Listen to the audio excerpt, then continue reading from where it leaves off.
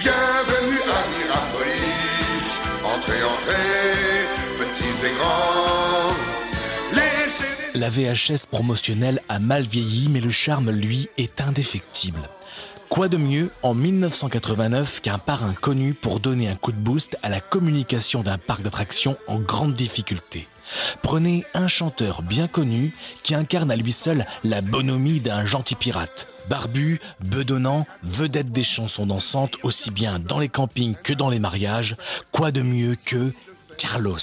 À tes copines, au tornado looping, où c'est bonjour la frousse, oui mais bonjour la prime. Tu verras comme c'est cool, dans la piscine à boules. Sur les images défraîchies, l'interprète de Big Bisou ne ménage pas son insatiable enthousiasme entouré de gosses survitaminés au cœur du parc, Mirapolis. Et la VHS déploie les plus beaux effets de transition de l'époque sur les montagnes russes, les bûches aquatiques et les gros plans de décors thématisés encore tout neufs. Les musiques rabâchent sans cesse le nom du parc sur des paroles d'une innocence qui flirte bon une nostalgie à venir des années 80. Et pourtant, qui se souvient ou a entendu parler de Mirapolis, le premier parc d'attractions de France à Courdimanche en région parisienne? Car si les efforts sont déployés pour bâtir un empire comme il en existe outre-Atlantique, Mirapolis est un parc qui va connaître que des ennuis à en laisser un site fantomatique où pousse maintenant une forêt entrelacée de béton lézardé.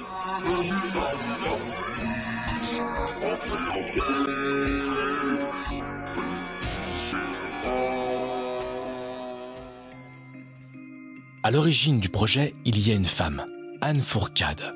Une architecte qui souhaite emmener la France dans l'ère des parcs d'attractions après s'être rendue à Disneyland en Californie. En France, tout est à faire, aucun parc n'existe. Anne Fourcade imagine un parc à thème autour des contes et légendes pour coller à l'idée d'un royaume enchanté made in France, histoire de plaire aux Français qui connaissent forcément cette culture. Une idée qui mêle enchantement et renforcement culturel. Grâce aux relations de son père, elle rencontre le milliardaire saoudien Ghet Pharaon, qui permet au projet Mirapolis de voir le jour. Rassuré, les banques lui emboîtent le pas. Les pétrodollars d'un côté et le savoir-faire de l'architecte de l'autre, tout est réuni pour en faire un parc logique et agréable.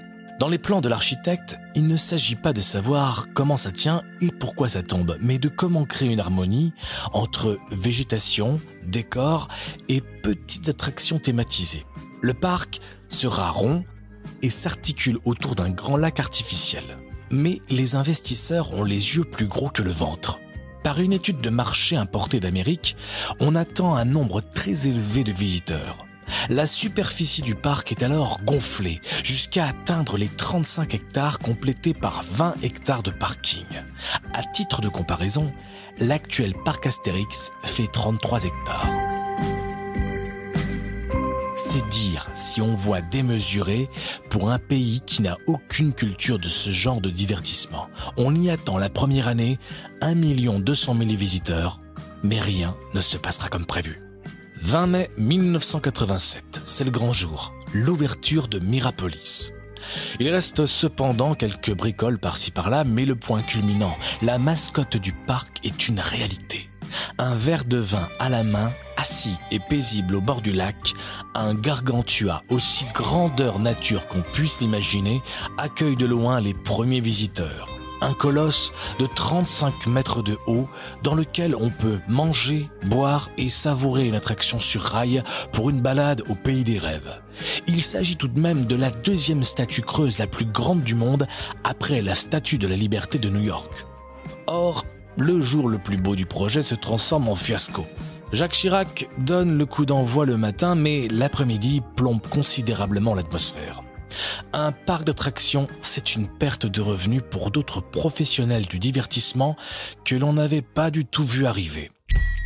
Mesdames, Messieurs, bonsoir. Violents incidents, je vous le disais à l'instant, violents incidents en fin d'après-midi au parc d'attractions de Mirapolis. Les heurts ont apparemment été violents puisqu'il y a eu plusieurs blessés, dont certains seraient des blessés graves. Il semble qu'il y ait aussi pas mal de dégâts du côté des installations. Des renforts de police et des renforts de gendarmerie ont été envoyés sur place. J'espère que nous pourrons avoir des images et des précisions supplémentaires avant la fin de ce journal. Bien sûr, je vous le donnerai et je vous indiquerai toute nouvelle information concernant ces incidents qui se sont déroulés, je vous le rappelle, il y a à peu près 2 heures à Mirapolis. Armés de barres de fer et remontés à bloc, 150 à 200 forains débarquent sur Mirapolis, portés par leur chef de file, Marcel Campion.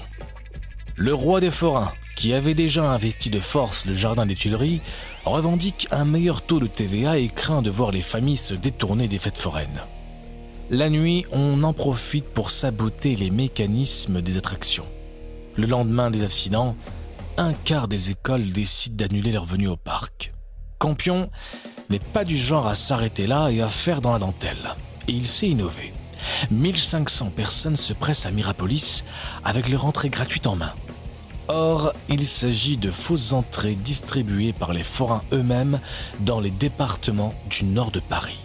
Un coup bas pour le parc, dont la foule réclame réparation.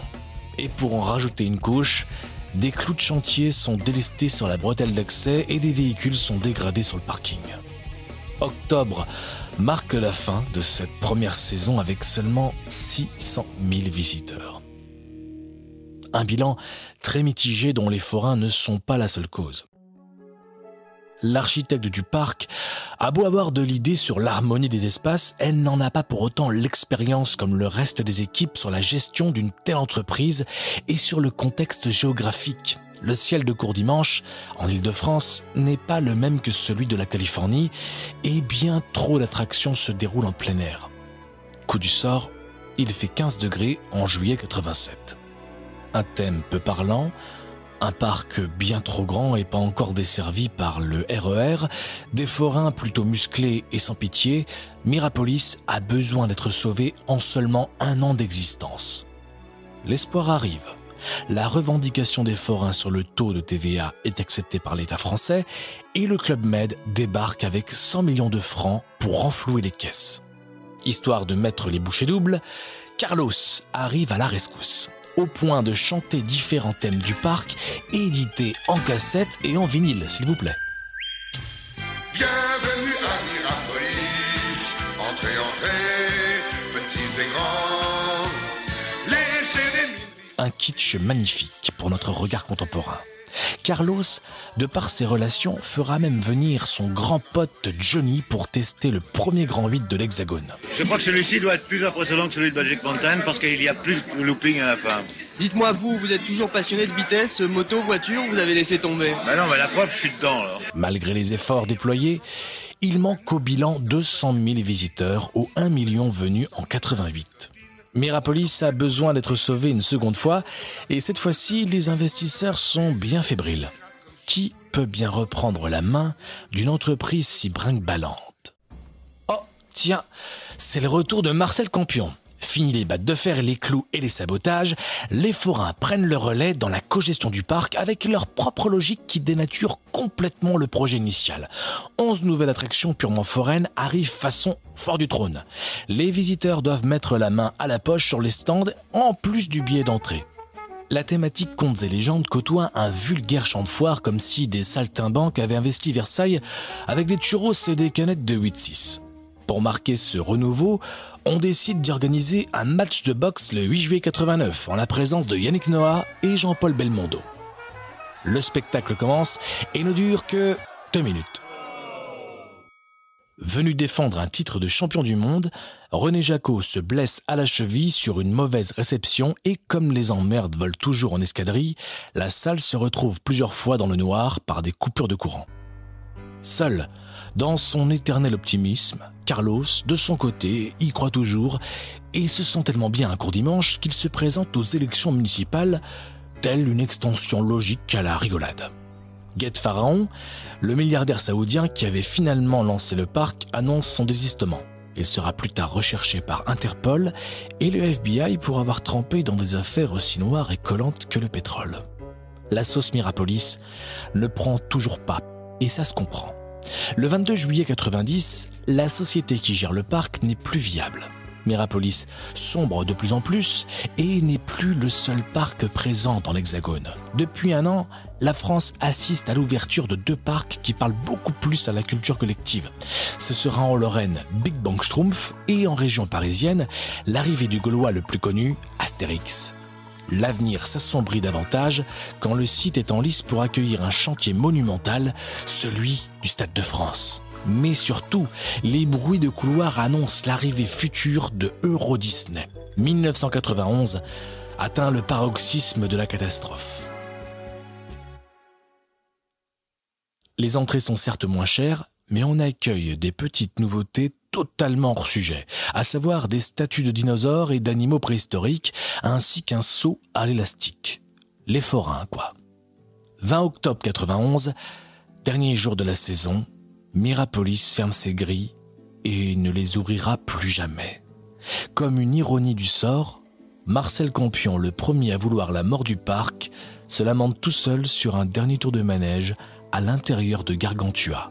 Alors là, c'est peut-être le dernier tour que vous faites aujourd'hui, qu'on fait ensemble. C'est le dernier tour de manège à l'intérieur du Gargantua. C'est un petit peu, disons que c'est émouvant parce qu'on verra plus ça. Quand même une attraction assez spectaculaire dans laquelle on quand même fait le parcours environ plus de 3,5 millions de visiteurs qui sont quand même venus et qui ont fait un tour sur le Gargantua. L'année suivante, les attractions itinérantes reprennent la route des foires. Les forains plient bagages et caravanes. 13 attractions sont démontées et éparpillées principalement à Spreepark en Allemagne, qui fera lui aussi faillite en 2001. Depuis, c'est un véritable terrain de jeu pour les photographes d'exploration urbaine, où l'on prend le temps d'immortaliser des attractions de Mirapolis ensevelies par la nature. La première propriétaire des lieux à Courdimanche reprend elle aussi tous ses droits, comme sur une ville sinistrée, et le temps efface un nom qui se murmure surtout dans l'ombre d'Euro Disney, devenu une réalité en 1992. Gargantua, trop aviné, a perdu de sa superbe. Il lâche son verre en 95 et en guise de gueule de bois tombe dynamité tête la première, comme un mortel. Les grilles d'entrée du parc ornées de têtes d'éléphants multicolores agonisent de moisissures et retombent dans l'anonymat des dalles de béton loin du périph'. Derrière elles, les gens du voyage ont été autorisés à s'y établir et derrière eux, des hectares de verdure, de sous-bois qui transpercent des chemins de béton, des carrelages de sanitaires perdus sous la mousse et des haut-parleurs mutiques à la gorge éclatée. Tout un monde englouti qui passionne une poignée de collectionneurs d'objets et d'images comme des archéologues du divertissement. Un passé où les enfants jouaient dans une piscine à boules sous un ciel bleu devant le palais de Dame Tartine. Un présent où l'eau stagne dans la même fosse qui n'est plus qu'un incubateur à moustiques sous les nuages de Cergy-Pontoise devant des arbres qui ont eu le loisir de pousser. L'architecte Anne Fourcade était aussi à l'origine du nom du parc et de sa signification. Mira renvoie à l'idée de miroir, de l'infini, de l'éternel et à toutes les symboliques s'y rattachant. Polis signifie la grandeur des cités et des royaumes antiques. La grandeur reste, l'éternel aussi, mais le rêve s'en est allé. Bienvenue à Mirage Polis.